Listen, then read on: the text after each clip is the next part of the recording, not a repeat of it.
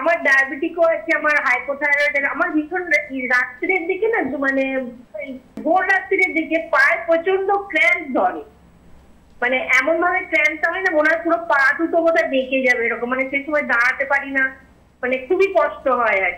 আপনি রক্তের uric acid পরীক্ষা করিয়েছেন? না, সেটা রিসেন্ট করানো হয়নি। একটু রিসেন্ট করিয়ে নিন। Uric acid, RA factor, ASO titre, এই তিনটে একটু করিয়ে নিন, এই রিপোর্টটা আমাকে পাঠান। এই যে ভোর রাত্রে পায়ের মাসেল ক্র্যাম্প হচ্ছে, স্পেসিফিক কিছু কারণ আছে। এটা আমাদের প্রোটিন সিনথেসিসের লাইনের সমস্যাতেও হতে পারে।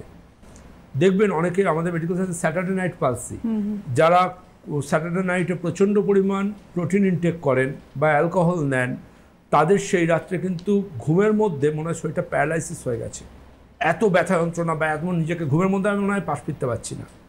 ঠিক আছে, সুতরাং এটা কিন্তু ফেলে রাখবেন না। এটার অবশ্যই আপনি ইউরিক অ্যাসিড, ব্লাডের RA, ASO titre, RA factor এগুলো করিয়ে আপনি রিপোর্টটা পাঠান, দেন পরবর্তী অ্যাডভাইস করব। তবে অবশ্যই ব্লাড সুগারকে নিয়ন্ত্রণে রাখতে হবে। ওই একটি জায়গায় যদি নিয়ন্ত্রণে রাখেন তাহলে অনেক দিক থেকে আপনি সুফল পাবেন।